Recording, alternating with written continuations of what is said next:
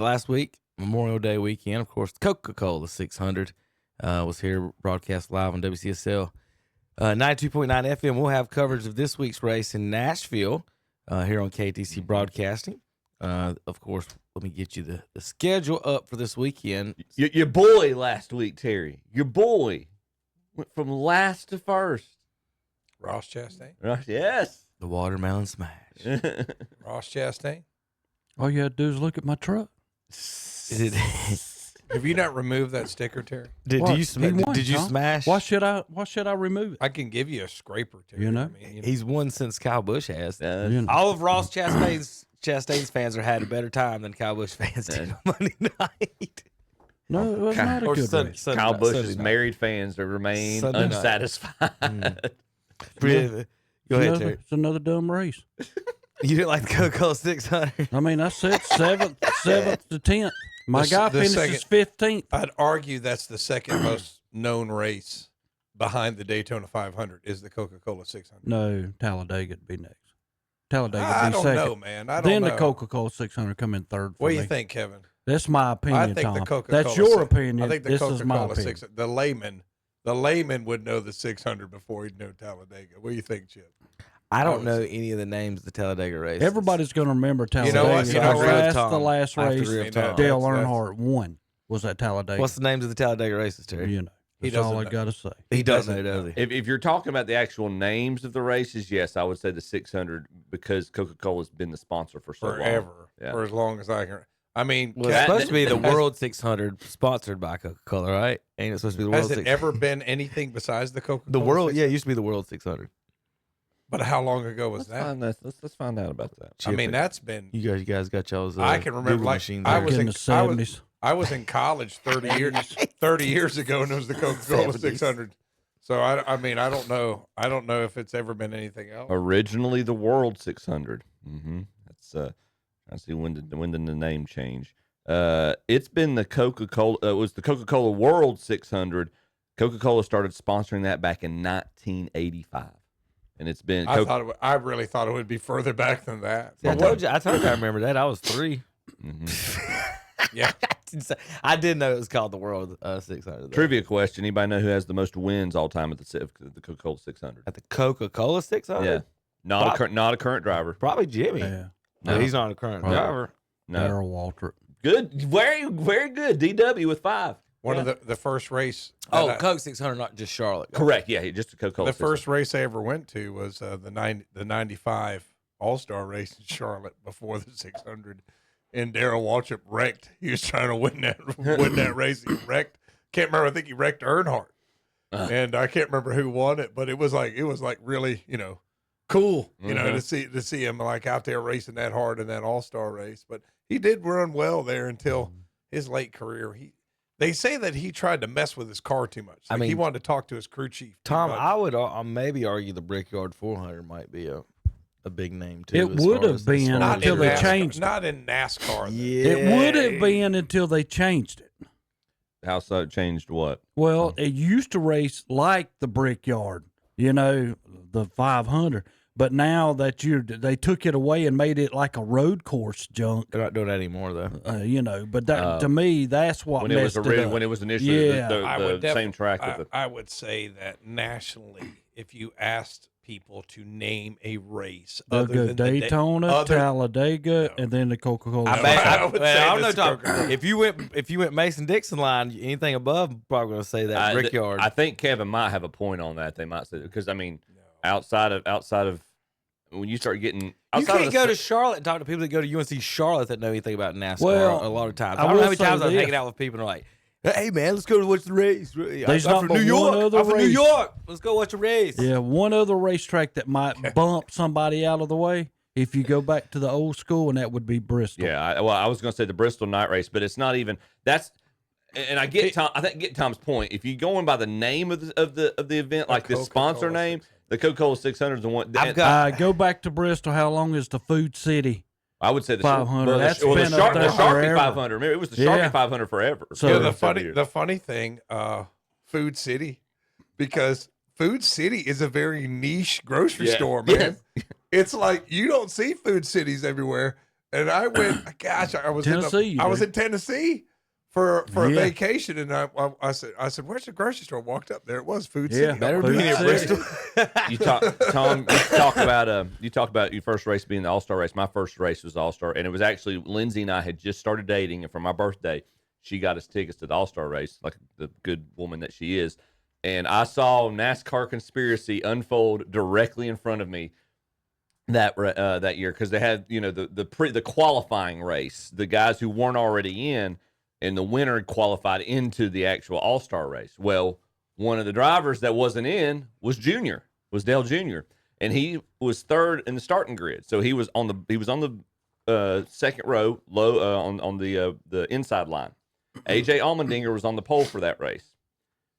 They come up, the pace car turns off right before the start of the qualifying race, and following him just happens to be AJ Allmendinger, who they say has car trouble. He swerves off, and Junior has an open line as soon as the green flag drops, and he just runs away from everybody. And I looked at my wife, and I was like, "Yeah, that was planned. They wanted him in that race. That was coordinated." You know, most of the time they'd usually have that race, and then it would be the fans select one guy to go in. All right, I've got all kinds of some fun video here before we get out of here on this segment. This is how so it posted how the Formula One pace car arrives to the race, and then how the NASCAR pace car arrives to the race. Don't know what year this is, but it is pretty cool. We'll check it out. Now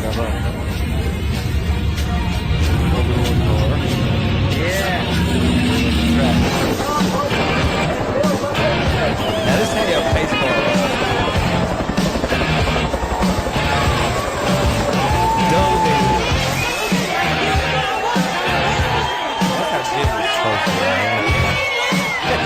Now, Terry, Ricky Petty comes out of that. That's pretty cool. That is pretty. How would you like to be in a pace car getting dropped off by a helicopter By Chinook. on Memorial Day weekend? That's pretty cool. How about back in the day? I don't know how much audio I can play of this one. But. Enough to get the front row along the fence, or scrunch down and peek. The charge began literally before dawn at 5 o'clock. This is the race into the Indianapolis 500 By the time the sun parking had lot. risen over the still empty stands, the arteries leading to the speedway were clogged. But somehow everybody got in, filling the This is a stands Tom and Reinhardt's gonna spilling talk all here in a over the sec. infield. They're a study in motley. That's when he This is busted his definitely teeth not out. Edith Wharton country. You won't find Truman Capote hanging out Terry on the first Cinefani. turn.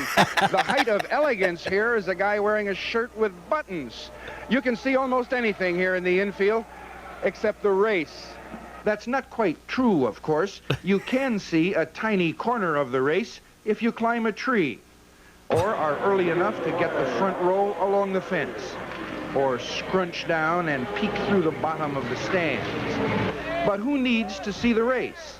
This is a happening. People come here to eat. They come here to drink. Cheers, JP. Hard at work.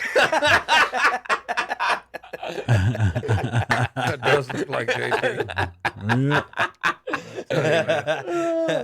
A little fun with some old. There's old Redskins, Lafayette. Where is that? Good Lord. That's fun. Really bad physiques. No shirt. All right, and of course, the video of the week, as always, is going to go out to Cletus McFarland. This is 2 minutes of solid gold, folks, here before we get out of here on NASCAR. I took some guys out from a rookie maneuver, and what's that, George? You're doing great. No, you say it. All right. Great time. I learned a ton. You know, this track is so much harder than a super speedway. You can't even put the words to it. Obviously, everyone told me, but damn, I got my butt kicked. I was too tight, so I killed the front tires, and everyone was blowing my doors off for the last 10 laps. That felt terrible. But then I got to the front row, and I got to hit the pace car. So, you know, a lot of good stuff. I got to go to the hauler and see what that's about. I don't know if I'm getting another penalty or what the deal is, but hey, you make it to the front row of a NASCAR race for your first time ever, how do you not tap the damn pace car? That's like the American dream, okay? I'm in a freaking V8 powered bald eagle NASCAR. I'm hitting the pace car. So I got out there and did it, and then I made a rookie mistake. But I learned a lot, finished 9th. I'm good. On older tires, what was your mindset going into the restart? I didn't even know they were old tires. I just thought I was a terrible driver. So, I don't know. It just we were hoping another caution would come out and I could get the new tires on, but we didn't get it. So, all right. Race Talladega. Now, where does Charlotte rank on the freedom scale? Oh, where does Charlotte rank? Wow. On the freedom scale, it's hard. It's hard. It's so much harder of a track. I had to work so much harder. I don't know if I had more fun because of the challenge, or the super speedways are pretty awesome. So it's really tough to say. I gotta debrief, and then I'll be able to know that. But it's pretty good. All right, Tom. If you're spending your sponsorship money, you can pick Kyle Busch in 15th or Cletus McFarland's gold every week on social media. Whose logo you put in your chest off? All right. Just wait till KTC ever gets sponsorship money. Yes. It doesn't matter who Cletus is riding for. We're sponsoring that guy right there. You listen to any other NASCAR racer, it's never their fault. That is the most unassuming, humble guy I know. Correct. I thought I was just a bad driver. He's not that dumb. He's just playing. I know, but he does. But I appreciate the fact he plays that part. Okay, so what perception of the South are we supposed to have after Cletus McFarland's interview? What makes Humble. you think that was dumb, Tom? If he said that with a British accent, you would say, "Oh, that must have been smart." No, I didn't hear him say That was anything. very dumb. refined. Terry, he was honest. Which part was dumb? You hit the pace car. Exactly. So did Junior Johnson when we saw it last I week. know. Have you never seen Days of Thunder? You've been everything else out there. I want you to be perfect. Yes. Come on, Tom. Lee. I just would not. I would find I'll throw somebody with every a little dime I bit- had at him. No. I guess you'd be seen. I guess That's what I'm talking the point about. is to be seen. But Okay. Like Danica Patrick was out there to win races. Come on, put him out there. Sell some hot dogs, Tom. You ready to put I'm LaMelo not- Ball in a race car? I like Let's- Danica. I'm I not did saying he's got to be your number one driver. If you got a No. multi-car race team, just No. make him He your never. No. He hates Danica Patrick. Why do you hate Danica? I don't Patrick? hate her. You she just hate can't her. drive. And Neither neither can Cletus. neither other will Neither listen to can this show Cletus. right He now can't on the, drive on the either. road. Well, at least Okay. Cletus admits it. All right. Okay. She just goes whoopsie. All right, we got Cletus. Danica Patrick she finished the 500, which Larson couldn't. Hey, That is Cletus true. Larson and didn't make Danica it. Patrick, 2 cars on the track, 5 laps. Who wins? Cletus. I think Danica wins. I think she wins by a ton.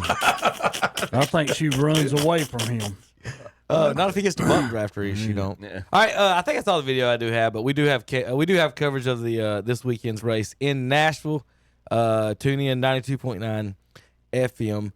Today we've got Xfinity Series 7 o'clock. Tomorrow 6 o'clock coverage begins here, 92.9 FM. Also, don't forget today's special broadcast. Hickory at Shelby Legion today. First pitch supposed to be at 4 o'clock. We'll have that on the radio WHS. And after that, tune in for Tom and Robbie Roop as they host the Shelby Legion alumni game that we did last year live on YouTube. You can watch that live on YouTube, not on the radio, live on YouTube tonight at 7 o'clock. Just go to KDC Broadcast. I've already put the links up on the Facebook, Twitters, and the best way to go is to KDCBroadcast.com and click on the Shelby Post 82 broadcast logo that's flashing across the front of the page today. I want to know who Kyle Larson's in whose pocket in Las Vegas Kyle Larson's in. The man doesn't finish 2 races, not just one, doesn't finish 2 races last weekend. No. He's favored to win Nashville this week. Yeah, he's pissed off. He's So- right there. he- All right, JP, we'll be back. KDCBroadcasting.com.